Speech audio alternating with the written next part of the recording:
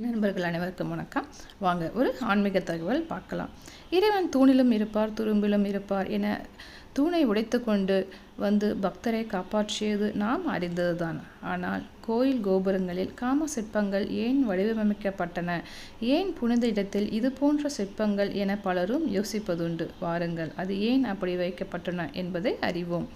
கடவுளின் இருப்பிடமாக அந்த காலம் முதல் இந்த காலம் வரை கோயில்களில் பார்க்கப்பட்டு வரும் நிலையில் கோயில் கோபுரத்தில் ஏன் காமத்தை வெளிப்படுத்தும் வகையில் சிற்பங்கள் இருக்கின்றன என பலரும் யோசித்திருப்பீர்கள். முன்னோர்களின் செயல் அனைத்திலும் சிறந்த பின்னணி காரணங்களோடு தான் அமைந்துள்ளன. கோயில் கோபுரங்களில் சிற்பங்கள் 2 வகை காரணங்களால் பார்க்கப்படுகிறது. முதல் காரணம், தற்போதுள்ள அறிவியல் தொழில்நுட்பம் அந்த காலத்தில் இல்லை. அதோடு இது குறித்து வெளிப்படையாக பேசி கொள்ளப்பட்டதும் இல்லை எனலாம்.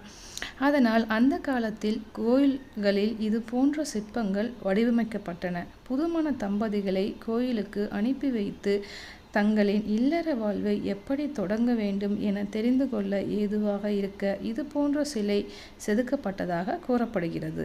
இரண்டாவது காரணம், இது போன்ற சிற்பங்கள் கீழ்நிலையில் காட்சிப்படுத்தப்பட்டுள்ளன. காமம், ஆசை உள்ளிட்டவற்றை விடுத்து யார் கோபுரத்தை பார்க்கின்றாரோ அவரே உயர்நிலை அடைய முடியும் என்பதை குறிக்கும் வகையில் சிலைகள் வைக்கப்பட்டுள்ளன. அது மட்டுமல்லாமல் காமத்தை தூண்டும் சிற்பங்கள் மட்டும் கோபுரங்களில் வைக்கப்படுவதில்லை. அதோடு பெண் கர்ப்பமாக இருப்பது போன்றும் ஒவ்வொரு மாதத்தில் குழந்தை எப்படி வளர்ச்சி அடைந்திருக்கும் என்பதை உணர்த்தும் வகையிலும் சிலைகள் உள்ளன. மேலும் எந்த சாமிக்குரிய கோயிலோ அதற்குரிய அவதாரங்கள், திருவிளையாடல்கள் அடங்கிய சிற்பங்களுடன் கோயில் கோபுரம் கட்டப்படுகிறது. இது போன்ற ஆசைகளை கடந்து வந்த சித்தர்களின் சிலைகளும் கோயில் கோபுரங்களில் வைக்கப்பட்டுள்ளன.